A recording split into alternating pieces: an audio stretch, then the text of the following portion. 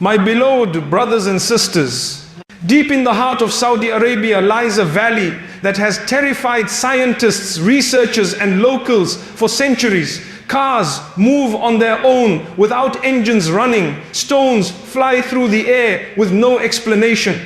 Electronic devices malfunction mysteriously. Compasses spin wildly, pointing in all directions. Even the most advanced scientific equipment fails to function properly in this place. This is Wadi Al-Jinn, the valley of the jinn, where the boundaries between our world and the unseen realm become dangerously thin. For over 1,400 years, Islamic scholars have warned about this place. Local Bedouin tribes refuse to enter after sunset. Modern scientists who dare to investigate often leave with more questions than answers, and some never speak about what they witnessed there.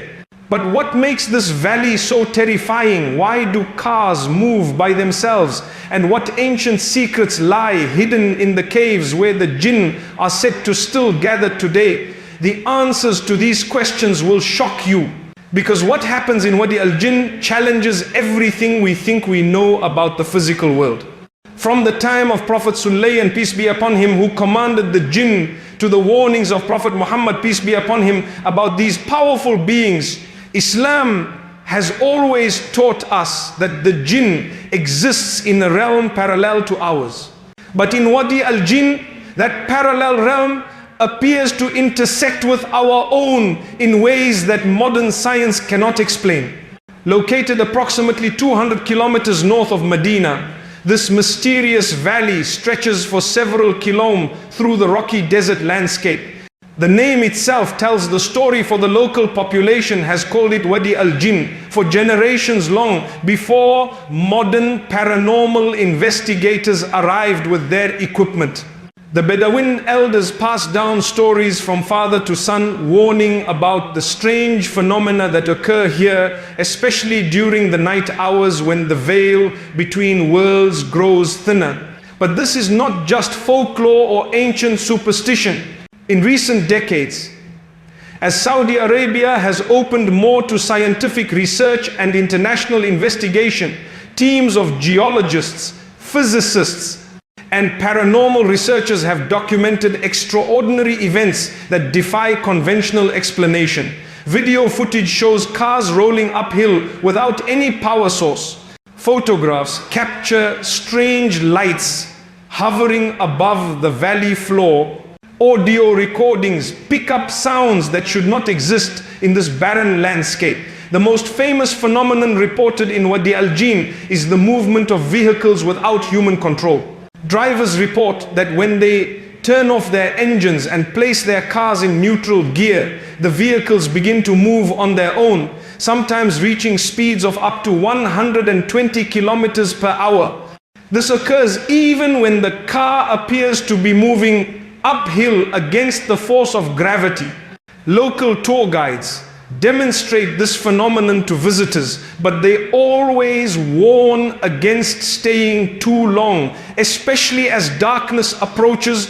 Scientists have proposed various theories to explain these movements. Some suggest magnetic anomalies in the rocks beneath the valley floor create electromagnetic fields that affect metal objects.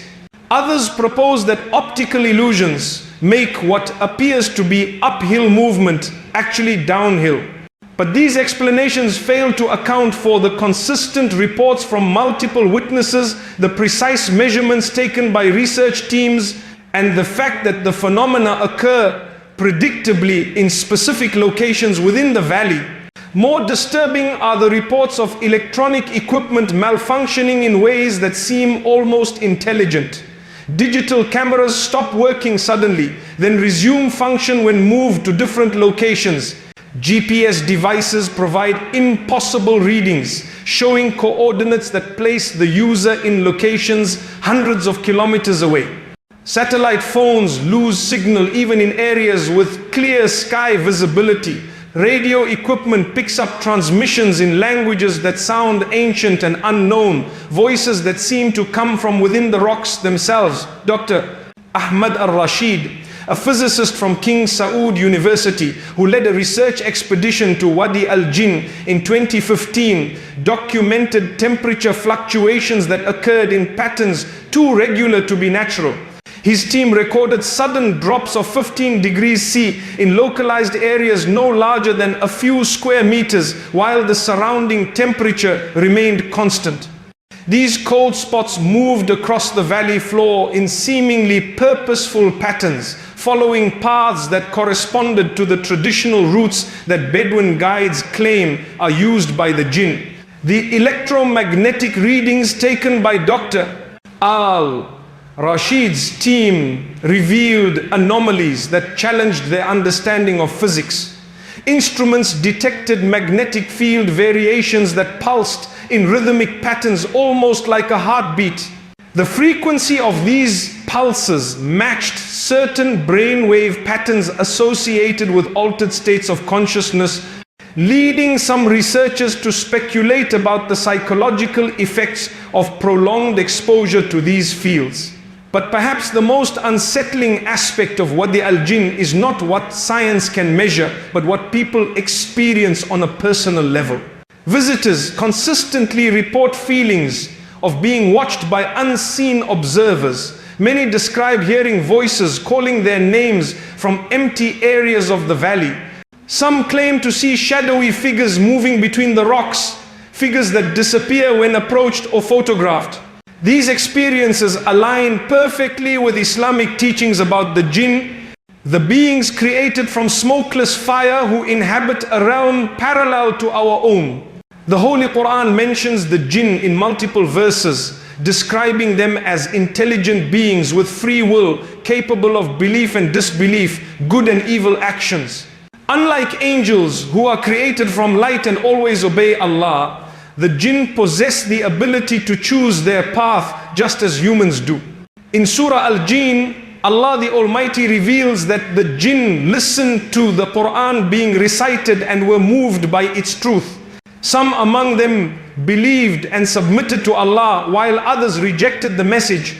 This diversity among the jinn means that not all of them are evil, but it also means that some have chosen the path of rebellion against Allah and His guidance. Prophet Muhammad, peace be upon him, taught us much about the jinn through his authentic sayings, preserved in the hadith collections. He warned us that the jinn can see us while we cannot see them in their natural state. They live in a world parallel to ours, sharing the same physical space, but existing in a different dimension of reality. They can take various forms, appearing as animals, humans, or other creatures when they choose to manifest in our world. The Prophet, peace be upon him, also informed us that the jinn have cities, markets, and gathering places just as humans do. They organize themselves into tribes and communities. Some are righteous believers who worship Allah, while others follow the first among them to rebel against Allah and become Satan. This rebellion occurred when Allah commanded all beings to prostrate before Adam, peace be upon him, and thus refused out of pride and arrogance. When we consider Wadi Al-Jinn in light of these Islamic teachings, the strange phenomena begin to make more sense. If this valley serves as one of the traditional gathering places for the jinn, then the intersection of their world with ours might naturally produce effects that our limited human senses and scientific instruments struggle to comprehend. The location of Wadi Al-Jinn is also significant from an Islamic perspective. The valley lies in the Hijaz region, the same area where Prophet Muhammad, peace be upon him, received his mission and where the early Muslim community was established. This is the land where the Quran was first revealed, where the Prophet, peace be upon him, preached to both humans and jinn. It is entirely possible that this valley holds special importance in the history of Islamic revelation. The Quran tells us that when the jinn heard the Quran being recited, they said to their people, "O our people, indeed we have heard a book revealed after Musa, peace be upon him, confirming what was before it, which guides to the truth and to a straight path." This suggests that the jinn were actively listening to the Prophet's recitation and carrying the message back to their own communities. If Wadi Al-Jinn was one of the places where such encounters occurred, where the jinn gathered to listen to the divine revelation, then it would make sense that the valley retains a special spiritual significance. The continued gathering of jinn in this location might explain why the phenomena persists to this day, 14 centuries after the Prophet's peace be upon him. Local Bedouin traditions support this theory. Elder tribesmen tell stories passed down through generations about travelers who camped in the valley and heard the sound of recitation echoing from the rocks. They describe nights when the desert seemed to come alive with invisible congregations, when the air itself hummed with spiritual energy. These accounts predate modern scientific investigation by centuries, suggesting that the phenomena in Wadi Al-Jinn are not new but have been occurring for a very long time. The caves scattered throughout Wadi Al-Jinn hold particular significance in local folklore. These natural formations in the rocky hillsides are said to serve as meeting halls for jinn councils, places where they gather to discuss matters affecting both their world and ours. Bedouin guides warn visitors never to enter these caves, especially during the hours between Maghrib and Fajr prayers when the jinn are most active. Stories are told of explorers who ignored these warnings and entered the caves only to emerge hours later in a state of confusion and terror. Some report having conversations with beings they could not see, discussions about events that had not yet occurred but later came to pass exactly as described. Others claim to have witnessed gatherings of translucent figures engaged in what appeared to be religious ceremonies, reciting verses in Arabic, but with voices that seem to come from everywhere at once. One particularly disturbing account comes from a geological survey team that entered one of the larger caves in 1998 to study the rock formations. According to their report, they found evidence of habitation, including areas that appeared to have been shaped by intelligent design rather than natural erosion. The rock surfaces showed patterns that resembled Arabic calligraphy, but the letters were too large and too precise to have been carved by human hands. The team's equipment began malfunctioning as soon as they entered the deepest chamber of the cave. Their flashlights dimmed despite having fresh batteries. Their rock hammers became too hot to hold, though the cave temperature remained cool. Most disturbing of all, their voice recordings from inside the cave captured additional voices responding to their conversations, voices that none of the team members heard while they were speaking. When the recordings were analyzed later, linguistic experts identified the additional voices as speaking classical Arabic in dialect patterns that had not been used for over 1,000 years. The responses showed an understanding of the team's modern Arabic discussions, but the vocabulary and grammar structures belonged to a much earlier period of the language. This suggested that whoever or whatever was responding had learnt Arabic during the early Islamic period and had not updated their linguistic knowledge since then. The content of these mysterious responses was even more intriguing.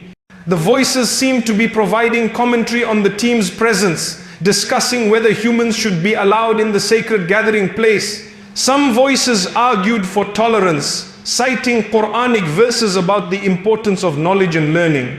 Others expressed concern about the intrusion of modern technology into their traditional meeting space. Dr. Khalid Al-Otibi, a linguist from Islamic University of Medina, who analyzed the recordings, noted that the invisible speakers demonstrated an intimate knowledge of Quranic commentary and hadith literature. Their discussions referenced scholarly debates from the early centuries of Islam, suggesting that these beings had been present during the formation of Islamic Jewish prudence and theological thought. This raises profound questions about the relationship between the jinn and human religious development.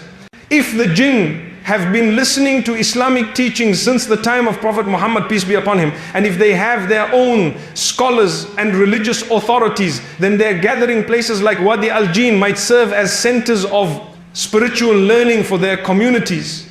The timing of increased activity in Wadi Al-Jinn also corresponds to significant dates in the Islamic calendar. Bedouin observers report that the phenomena become more intense during the holy months of Rajab, Shaban and Ramadan. Vehicle movements become more frequent and more dramatic. Electronic equipment failures increase. The sounds of invisible congregations become audible even to human ears. During Ramadan, the month of fasting and spiritual reflection, multiple witnesses have reported seeing lights moving in procession through the valley during the night hours. These lights appear as glowing orbs that move in organized formations following paths that lead to the cave entrances. The lights pulse with a rhythm that matches the cadence of Quranic recitation, suggesting that the jinn maintain their own spiritual observances parallel to human religious practices. Some Islamic scholars who have studied the Wadi Al-Jinn phenomena propose that the valley serves as a kind of spiritual portal, a place where the barrier between the seen and unseen worlds is naturally thinner. They point to verses in the Quran that describe how Allah created multiple levels of existence, each with its own laws and characteristics. At certain locations and times, these levels of existence might overlap, allowing beings from different realms to interact more directly.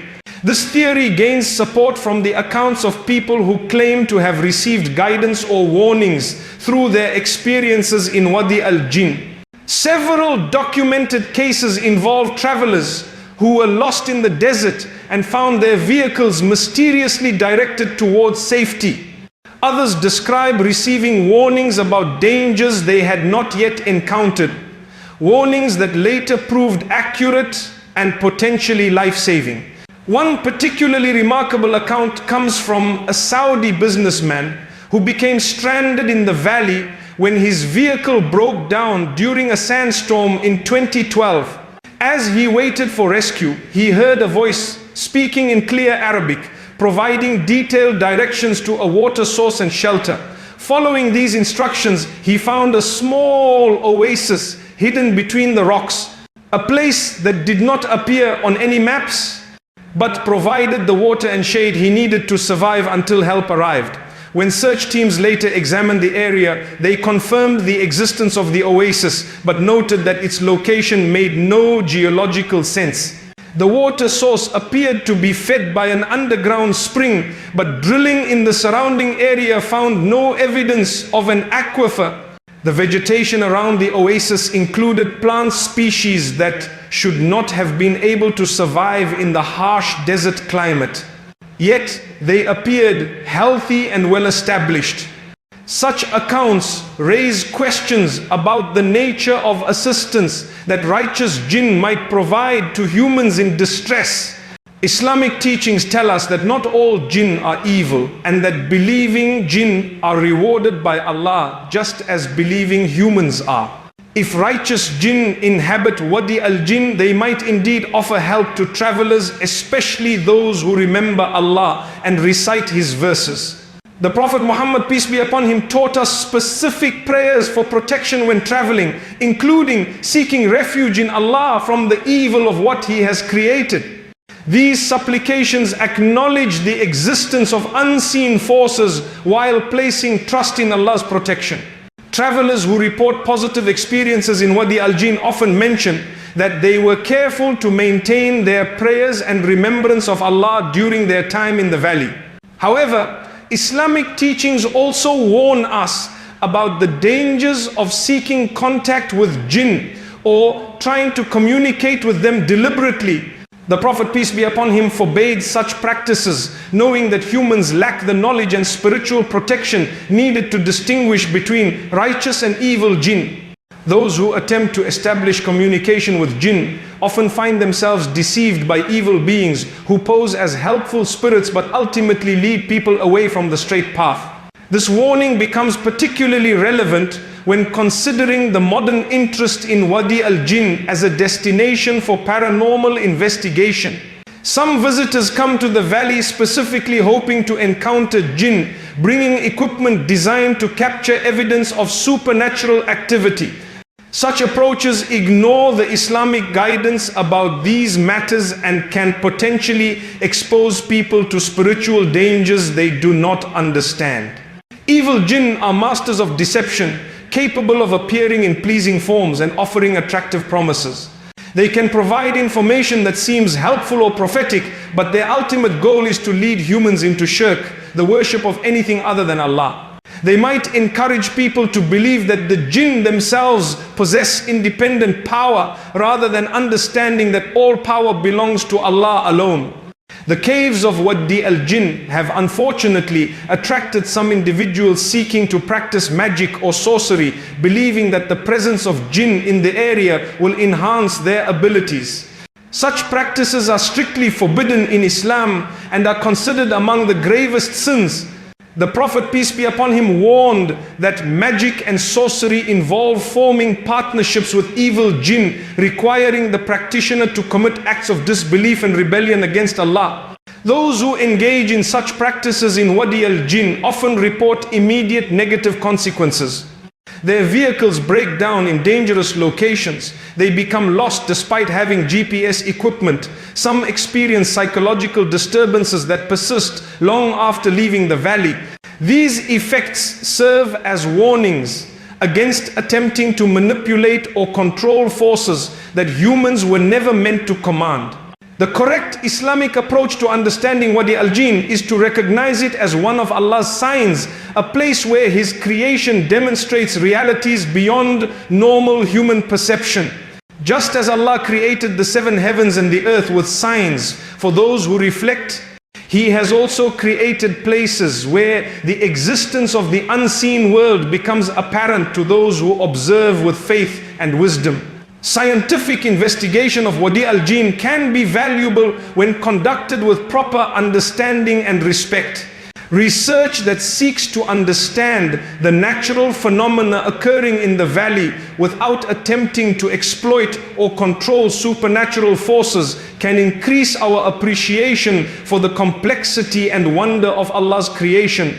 Such studies might reveal new aspects of physics or geology that expand human knowledge while maintaining appropriate humility before the mysteries that remain beyond our comprehension. Dr.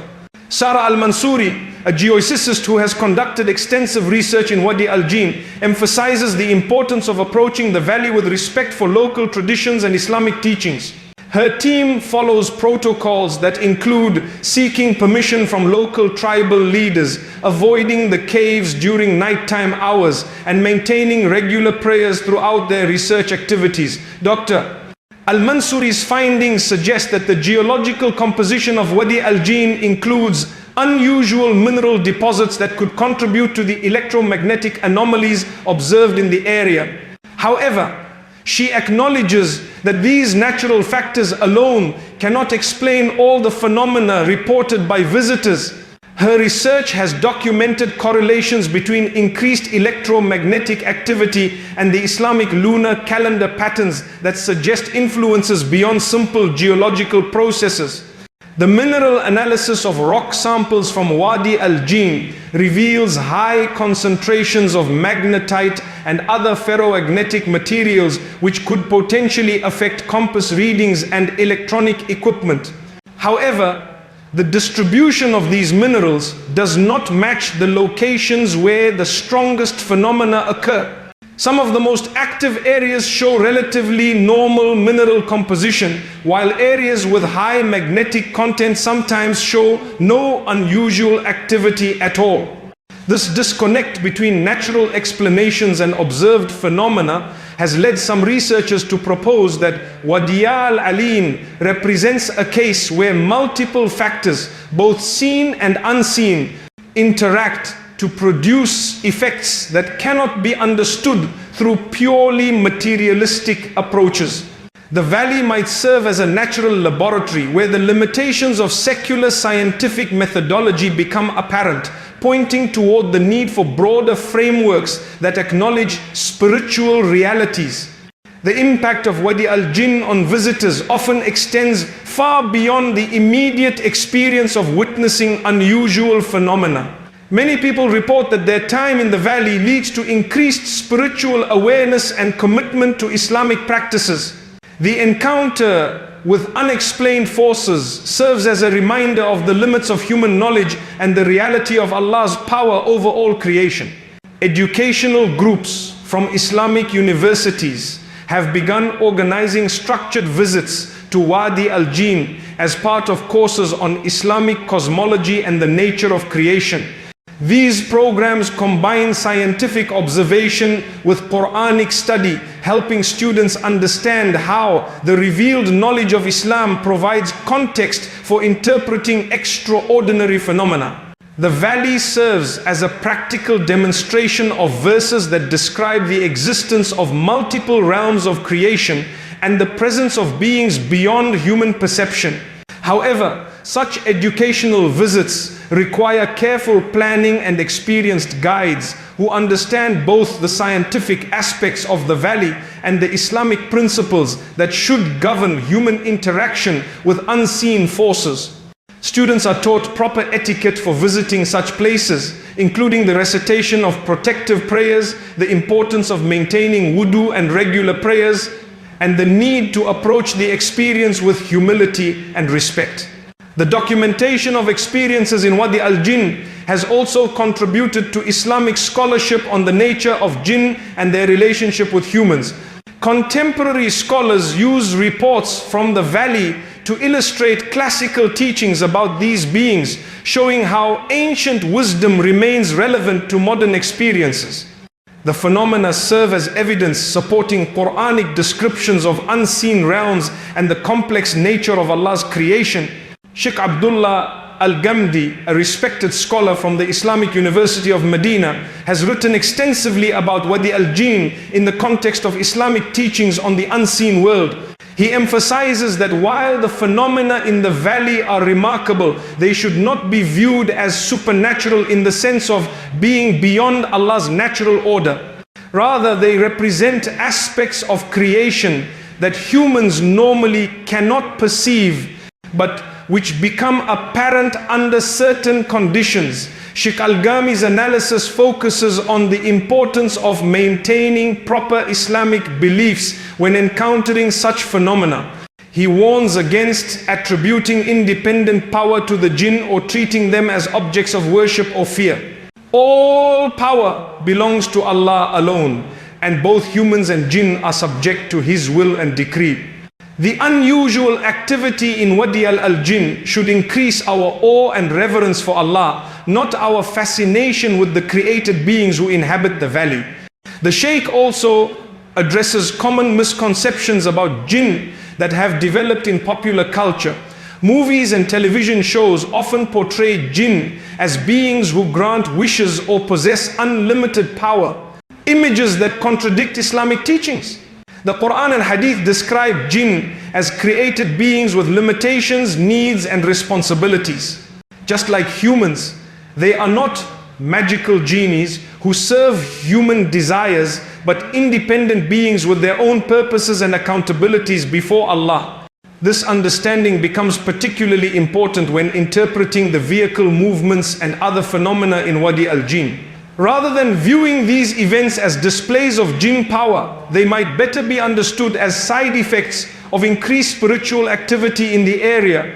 When large numbers of jinn gather for worship or study, their presence might naturally affect the physical environment in ways that human senses can detect.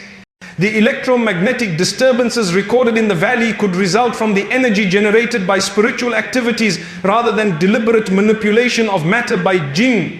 Just as human religious gatherings create observable effects through collective recitation and prayer, jinn congregations might produce similar but more intense results due to their different nature and composition.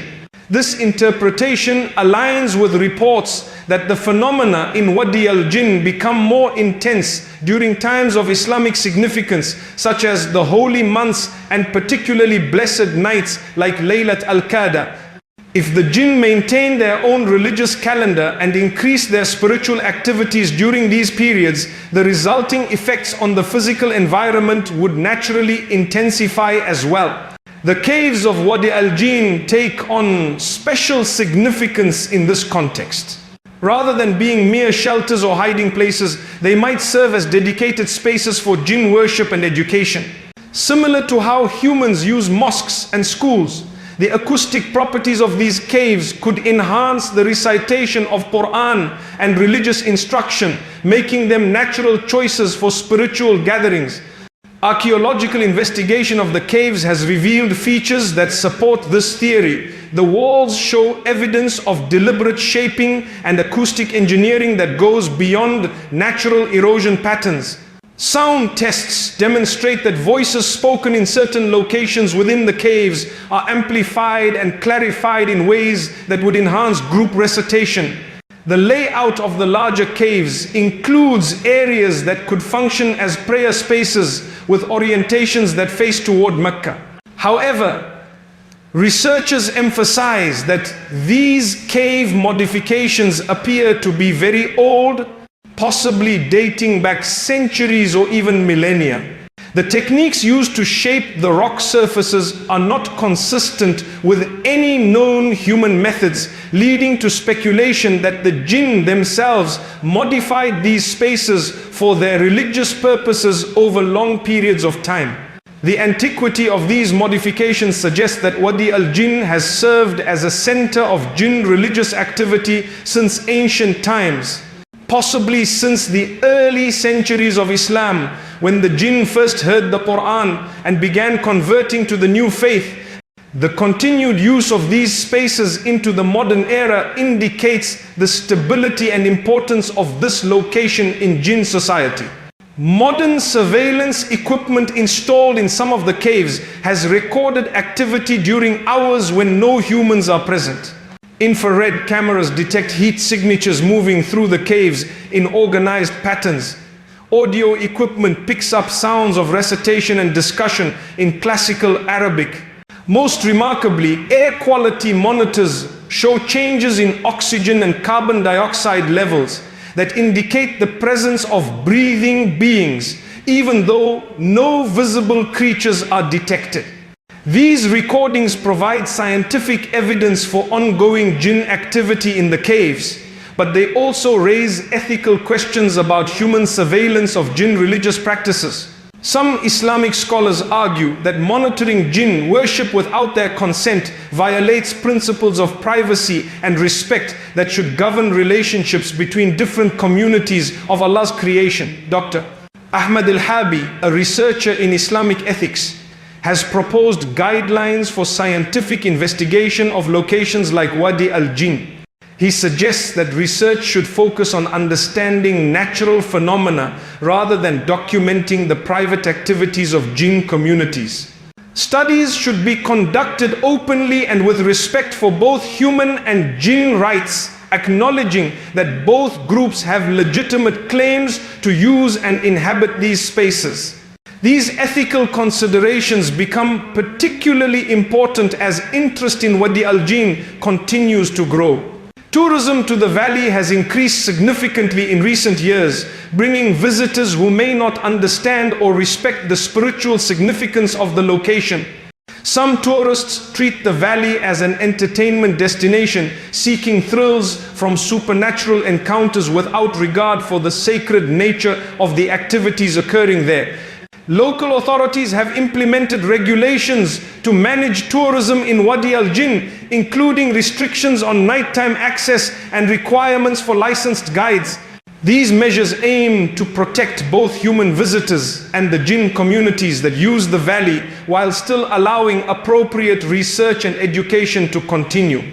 The experience of Wadi Al-Jinn ultimately serves as a powerful reminder of the complexity and wonder of Allah's creation.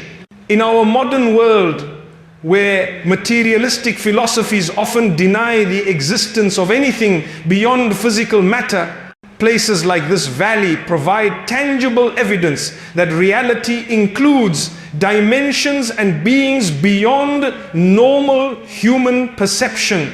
For Muslims, Wadi Al-Jinn confirms the truth of Quranic teachings about the unseen world and the existence of jinn. The phenomena in the valley demonstrate that faith in these teachings is not mere superstition but recognition of actual realities that science is only beginning to acknowledge. The valley stands as a sign for those who reflect, pointing toward the greater mysteries of creation that await discovery by those who approach them with proper knowledge and understanding. The lessons of Wadi Al-Jinn extend beyond the valley itself to broader questions about how humans should relate to the unseen aspects of creation. Islamic teachings provide guidance for these relationships, emphasizing respect, humility, and reliance on Allah's protection.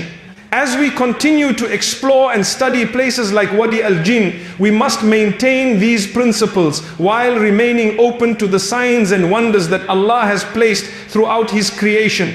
The caves where jinn still gather remind us that we share this world with other communities of intelligent beings, creatures who worship Allah and seek knowledge just as we do. This recognition should increase our sense of responsibility as stewards of the earth and our appreciation for the diversity and richness of the creation that Allah has entrusted to our care. The story of Wadi Al-Jinn continues to unfold as researchers, scholars, and visitors contribute new observations and insights to our understanding of this remarkable place.